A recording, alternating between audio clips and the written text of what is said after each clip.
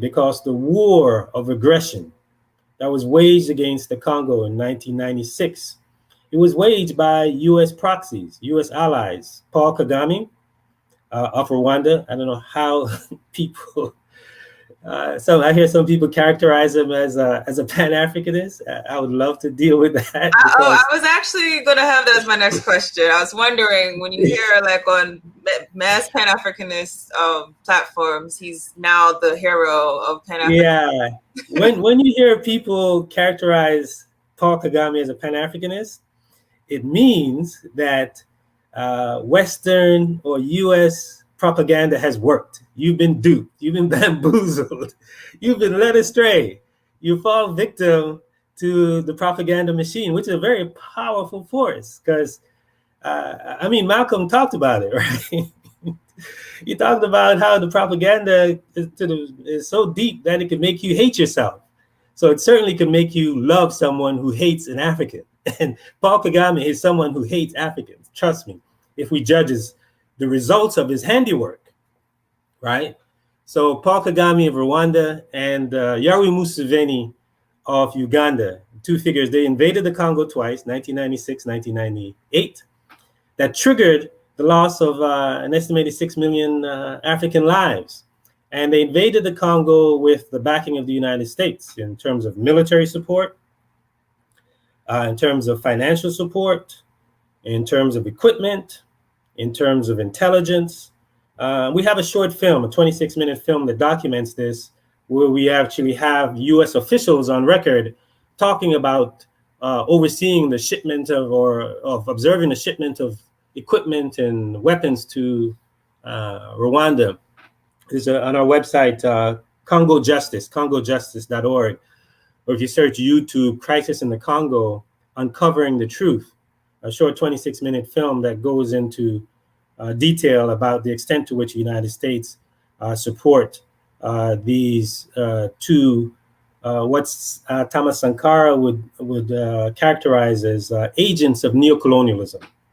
And if you see Paul Kagame as anything but an agent of neocolonialism, it just means that you've been victim to Western propaganda, because he's anything but a Pan-Africanist. I don't know how people can characterize him as a I do know how, because of the propaganda, but we're talking about a figure who has invaded its neighbors, who has threatened other African leaders, who has gone into other African countries and assassinated dissidents to the point where the South African government cut off diplomatic relations with Rwanda for a time because of the assassinations that Paul Kagame has committed on South African soil.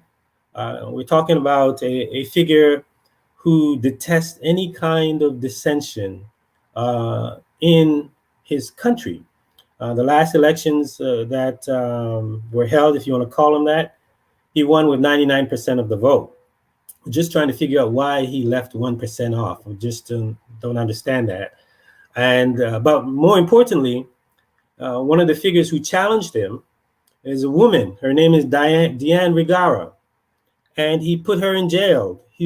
Circulated nude pictures of her on the internet. He did everything he could to humiliate her and her. He put her entire family in jail for daring to stand up to him. And he did the same in 2010 with another woman, Victoire Ingabire, who he put in jail and maintained in jail because she dared to run for president on an independent platform against them. So when people tell you about Rwanda being progressive women and in the parliament, you need to ask them, well, what of Diane Rigara, who ran for president? What of Victor Ingabire?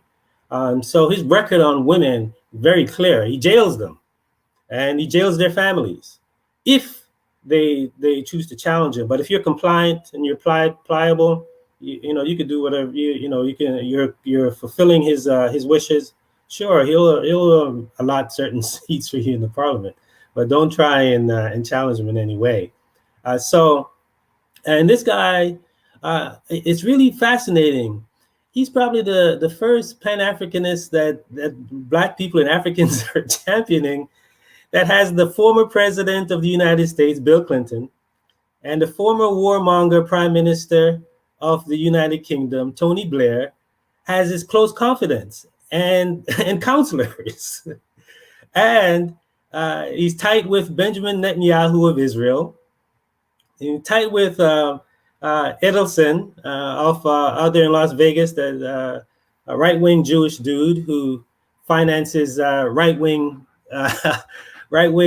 policies that kill Black people in the United States. And then where you find him is not at the World Social Forum, but you find him at Davos just about every year. So I really would like to see the receipts for this Pan-Africanism that people are talking about, right? I really would like to see that. It brings up an issue also. We recently did a live stream on the issue of people repatriating to Africa and not necessarily having a political agenda. I mean, a lot of diasporans, I'm sure you know, are going to Rwanda because it's so safe and clean and all these things. What type of problems does that present for this idea of that's an ideal location to repatriate to? Listen, it's fine to have a safe, so quote unquote.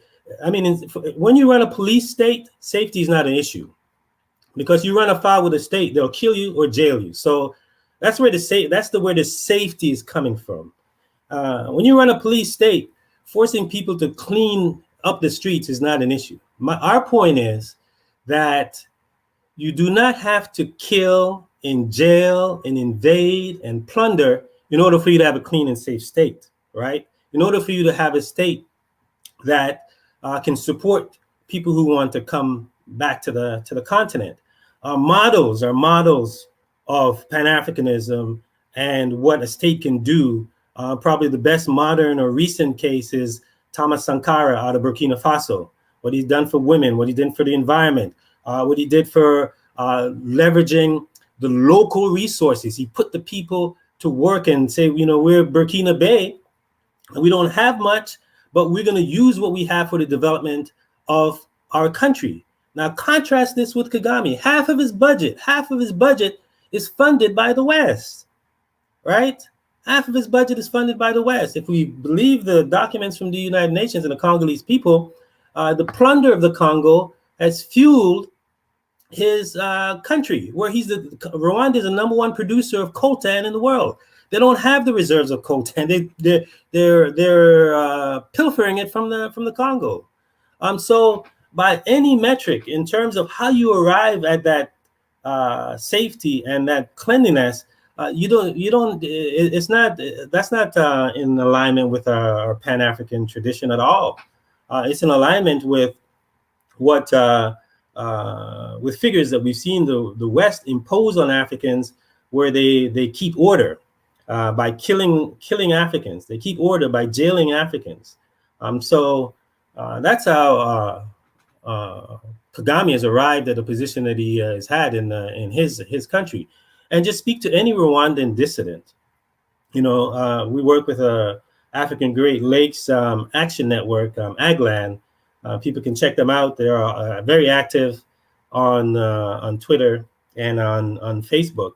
Where they're constantly organizing and mobilizing against Kagame. I mean, the guy just killed a famous gospel singer in the Congo, because the gospel singer was singing songs that were not in alignment, right? Not in alignment with Kagame's propaganda, right? So he doesn't spare. He doesn't spare anyone, right? When it comes to they're challenging his way of running things in Rwanda.